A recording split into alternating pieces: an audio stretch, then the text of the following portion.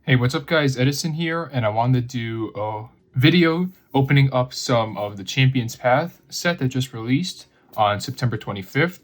I'm hoping everyone was able to get some. It does seem a little bit limited in the short term, but my guess is that the long-term kind of supply will kind of catch up to this demand, and eventually you should be able to find a lot of this product in store. But in the meantime, I wouldn't really worry about picking up too much of this release.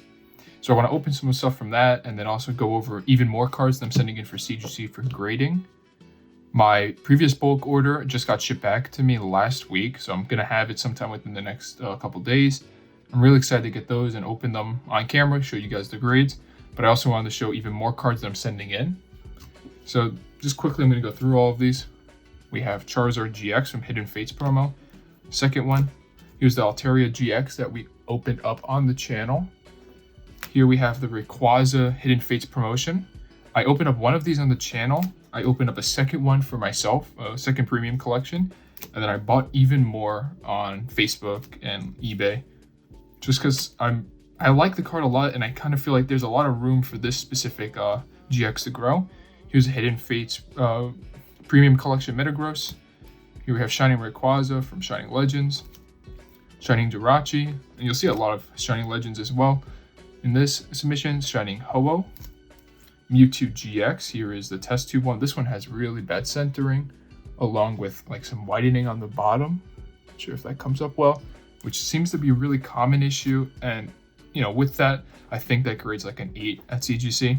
Here's Morty's Murkrow. This is a VS series card. It's a holo, really like it. Moltres Zapdos Articuno from Hidden Fates. Here's a Reshiram and Charizard GX promotional card. A Mega Charizard EX. I put this down. 1, 2, 3, 4 Neo Premium files or something like that. Neo Promo files, 2s. 4 of those Charizards. This is, I believe, the Advent of Arceus Charizard, Japanese. Here's an Evolutions Charizard. Here's a Japanese Dark Blastoise. Here is something Mountains. It might be like Mystery Mountains, Gengar, Japanese. Here's a Katana GX from Hidden Fates Shiny Vault, Froakie and Frogadier from Shiny Vault, Gengar and Mimikyu GX, BD Hyper Rare, Butterfree VMAX Hyper Rare. I picked this up on Facebook Marketplace. This is a Charizard base set, unlimited. Really clean card. This is one of the ones that I'm super excited to get back from this submission. Here is the Blastoise. I believe this is from the same seller. And then I have one Blastoise that is pretty beat up. I'm not sure which of the two it is. Here we have a Venusaur. The Venusaur was from the same seller as the Blastoise Charizard. Jesse and James, this is the one that we unpacked on the channel. Oranguru. Inkay, which we also unpacked in a Hidden Fates unboxing. Lunala and Solgaleo, these are from the Hidden Fates Premium collections. I have another set that I'm just going to sit on. More Shining Legends Volcanion. Here's a Moltres Zapdos Articuno from Hidden Fates. Articuno GX, this is the shiny from Hidden Fates. Here's another Hidden Fates card, just the regular GX of that set. Here is a Charizard from, I forget the name of the set. This is like the Leaf Green era. This one was given to me for free because it has damage, but I'm just going to get it graded anyway. Here's a base set 2 Charizard. This one's really, really beat up with like crinkles and stuff on the foil and the card. But I think even with beat up Charizards, there's no reason not to submit them and get them slabbed. Here we have a Dark Charizard. So that's all the English that I'm submitting, I believe, with some Japanese mixed in. And then the rest of these cards are going to be all Japanese cards. So first off, we have Nadawake Pikachu. This is a really expensive card in recent days. Here we have 3 Koro Comic Mews. These also have gotten really expensive, beautiful artwork on them. And this one on the back has like an awful corner. But I picked it up super cheap. It looks good on the front too, so I'm hoping that it grades decent. Even with that back crease, I think it's a worthwhile card. Here is Charizard G Level X. This is from Japanese half deck. Here is a Charizard G. This is also from that same half deck, and it's not the first edition as we see, which I'm not sure if for this series if the first editions was more common or less common. Next up we have no, 5 of these newly released Pikachu's holding a flower. These are from Astonishing Volt Tackle. These were given out as, these were given from like a random promo that you got from buying packs. Here we have 1, 2, 3, 4 Comedian Pikachus. I love this artwork so much. Very underrated. I'm hoping those grade well too. And then here we just have some really cheap random Charizards from Japanese sets. They're really easy to pick up, so I'm just curious if they cross over well. Next up, this one is also gotten popular recently, is this Pikachu Level X. This was also from a theme deck, so it's a promotional card, but it has this like really nice hollow foil pattern, almost like a disco ball effect throughout the card. And rounding it all out, we have this Hoopa promo. Here's a Pikachu. I think this is like, you know, the street name or like the eBay name. These are like Sakura Pikachu. This is from, I think, the 20th anniversary, but just really cute artwork. You can't go wrong with these like promotional Pikachu cards. And the very last card that's being submitted within this set is my Charizard V, my Shiny Charizard V. This is from Champion's Path. I just unboxed it earlier today. I got it out of my second ETB that I opened. This was the only card out of the set that I actually was interested in collecting. So now that I got one, you know, so early on in opening up sets, I don't really care about what I get, but I'm still going to open up some packs to put on the channel. So yeah, altogether, this is around 74, 75 cards. It's quite a bit. It's also expensive. I'm getting all of these done with subgrades, but I'm hoping that they come back within a month so I can do another video of how they grade. We have 8 Champions Path packs. We also have our 2 Dubwool V promos. I'm pretty sure these are just reprints from, it's either like Rebel Clash or Base Sword Shield that came out with Dubwool V. It's just a promo card with a new type of artwork on the front. There's our jumbo cards too. And if you are interested in these Dubwool V promos, just leave a comment. I'm probably going to end up giving them away because they're like $1 online. So if you want them, just leave a comment letting me know what cards you're interested in Champion's Path, or if you picked anything up. There's pretty much anything for a little bit of engagement. Yeah, I'm going to open up the Dreadnought V pack first. Let's see. And if you don't know, every pack in Champion's Path is guaranteed a hollow foil, at least. 3 to the front, 4 to the front. And as I've said at the beginning of this video, like don't spend too much on this set. If you want to collect anything out of it, I would recommend going for that Champion's Path ETB. That's the one that I think will hold its value the most because of that promotional Charizard, but really the rest of the set, you're gonna get reprinted throughout the coming months. Here's a Weedle. This is a Yukimori clay Weedle. This is I mean, I've said this in the past, all the clay artworks are amazing in this, in Pokemon. Rockruff, Potion. This is a good one, actually. This is a reverse hollow energy. And our last card is Crablocked V full art. That's really sick, actually. Really nice full art. I mean, I'll take that. Let's put this on the side. I also take these. I think, you know, hollow foil or energies you can't go wrong with because they're always playable, they're always usable.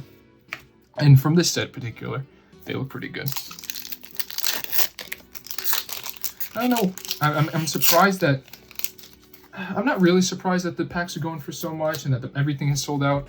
I've picked up quite a bit for myself and, you know, maybe to sell some on the side, but if you really do look at it objectively, this set shouldn't be nearly as expensive as it is, just because there's not much chase to it. I'm not even sure if a lot of these cards are competitively viable. So it really is just people clamoring after 2 promised Charizards. And I will say, like, the Shiny V is my favorite Sword and Shield card that's been released so far. And then, sorry, just Hyper Potion Reverse Hollow, Machamp Hollow. But I don't really think that, you know, 2 Charizards should sell a set, and it kind of is that way. And I think people are angry at Pokemon Company for doing this, but I think to like kind of just benefit, like to just kind of stand up for them. Champion's Path is named Champion's Path because of Leon within like the Sword and Shield franchise, and Leon's, you know, signature Pokemon, which is by their design, is Charizard. So there should have always been an assumption that there would be some extra form of Charizard in this set. With the VMAX on the ETB as well, I think that it was more or less a given that he would show up in some form. I'm kind of just breezing through these. Reverse Hollow Hop, I want to say How, and then a foil Eterna. I don't know. And I guess we'll see what like the long-term collectability of this set is. I think automatically they create like a lot of demand by not doing booster boxes. So you have like a price floor for packs. Because right now the only way to get packs is to buy like these premium collections, the pin collections, and all of those kind of standardize the price of a pack at $5. But if you have a booster box, booster boxes retail price at least, you're getting packs for around $2.50 to $3. So I mean, honestly, this pack is overvalued at the start just because of the way it's released, and that's just normal for the holiday sets. Sharpedo Reverse Holo, and our last card is Alcremie V. This is taken right from Legendary Heartbeat. I have the Japanese version of that. I'll take it though. I mean, I think any ultra rare is good to get in this set. Oh, actually, look at this. Is he supposed to have like a pink dot on his head? Like looking at that, it looks like it's out of place, almost like an error. I mean, after this, I'll post a picture in the video as well, like a little statement saying whether or not it's supposed to be that way. Here we are on our fifth pack. 1, 2, 3, 4 to the front. And I'm not, as I said, with the Shiny V being my favorite card in the set, I don't care much for the Hyper Rare Zard. I think he looks pretty dumb. We have an Absol, Chop, Pokeball, and at least with the, I mean, I also don't like the Hyper Rare from Burning Shadows. I don't think that's a particularly nice looking card, because at least with the Shiny, you get to see the colors of the Pokemon better. With the VMAX, you really get to see like, you know, the fierce fire force of Charizard. Next up, we have Venusaur V. This is taken from the V Starter Set deck series from Japan. I have tons of these already in the Japanese form. But at least the Japanese form is the kind of reflective. It's almost like very cheap feeling, fake feeling. So it is nice to get these nice hollow foil prints out. I kind of spoiled this one. I saw one of the cards. So we're going to go through really quick. Inkay, Hatana, Trubbish, Kakuna, Purloin, Reverse Hollow Fighting Energy. There we go. Here is a full art Graplocked. And this actually answers the question I was just asking if this is normal.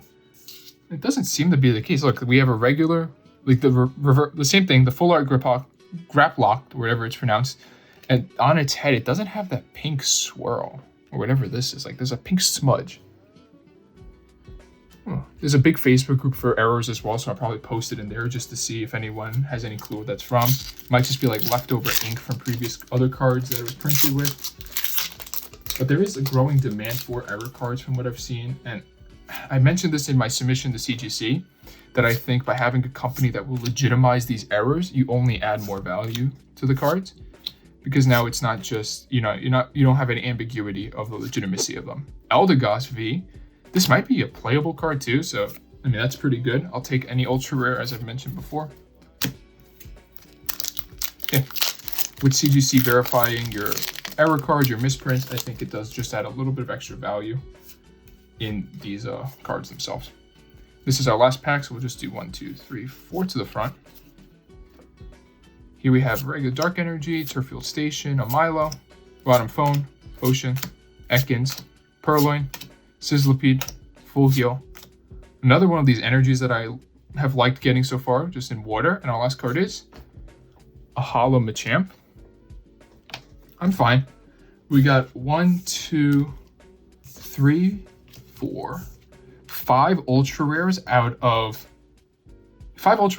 8 packs. I mean, that's an insane ratio if you actually think about how unlikely that is. That's absurd. And then, with the guaranteed holo in every pack and the reverse holo and the 2 promos that we just unboxed, I think this is like an amazing, 2 double box opening. All right. Thanks for watching. I'm really excited to send these cards off to CGC. I'm going to be doing my return video soon, so I'll make sure to post that. And as I said, if you're interested in one of these Dubwool Vs, just leave a comment telling me if you were able to pick up any Champion's Path for yourself, or if you're actually interested in the set. Pretty much any thoughts that you have. And yeah, thanks for watching. I'll talk to you guys soon.